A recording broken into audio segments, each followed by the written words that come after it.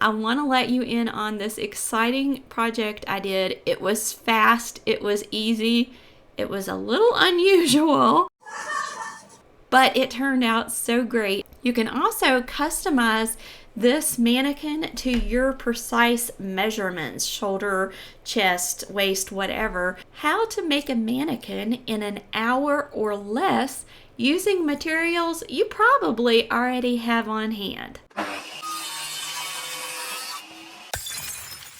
Hi everybody, welcome back to Sawdust and Cornbread. I'm Laura Lee. If this is your first time as a guest on the channel today, don't forget to subscribe.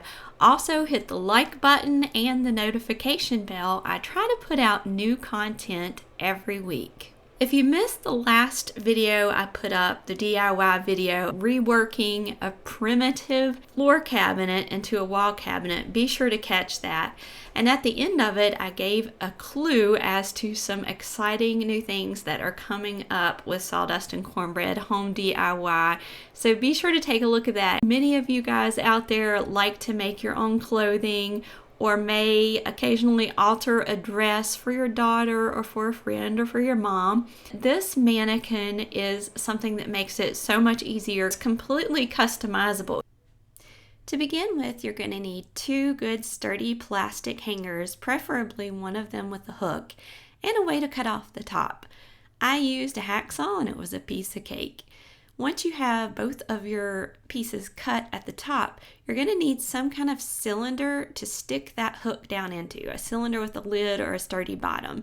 Think Pringles can, Stax can, old wrapping paper core. I'm using a Smarties. It's like a supersize Smarties Valentine gift can. And so just any kind of cylinder that you can stick that little top into. You're also going to need some kind of a stand. This is an old light fixture stand that I'm using for my mannequin stand.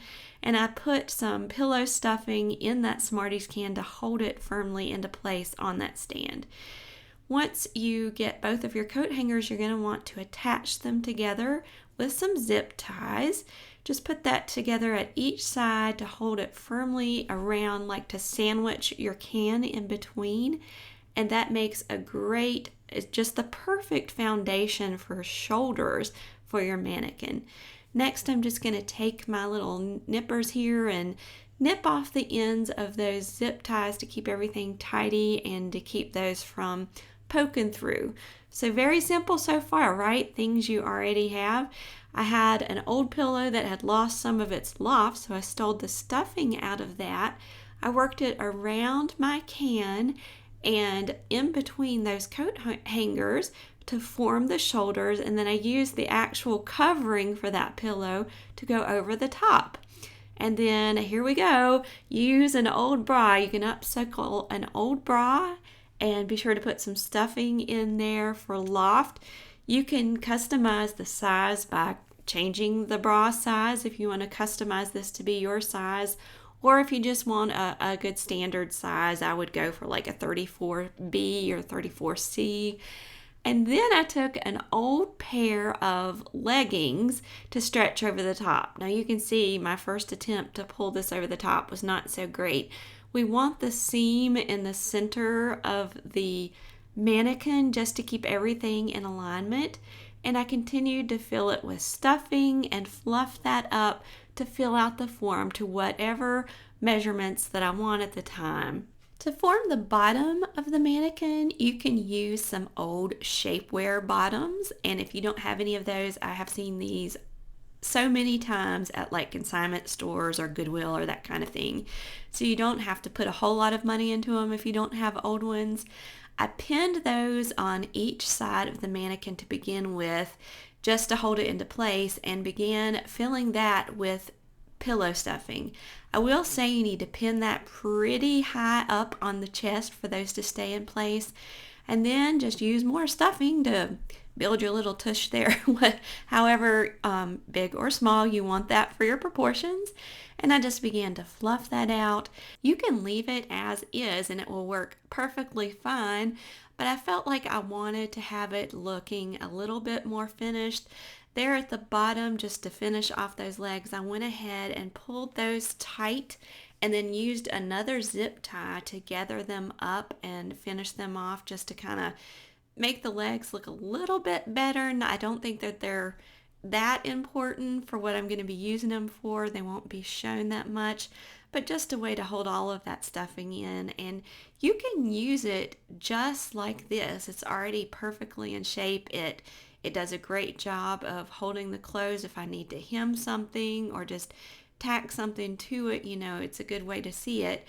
I try to keep everything lined up and vertical. I use this jacket here just kind of as a test to see how everything would lay. And like I said, you can leave it just as it is, but I wanted to give it a little bit more of a finished look. So what I did is I took a flesh-colored pillowcase, and believe it or not, I had one laying around. I think this was a king-size pillowcase, and covered it with that and pinned the sides. And my plan is to turn this inside out and put a stitch along all of those pins so that it will be seamless, and it made the perfect mannequin form for dressmaking and other things.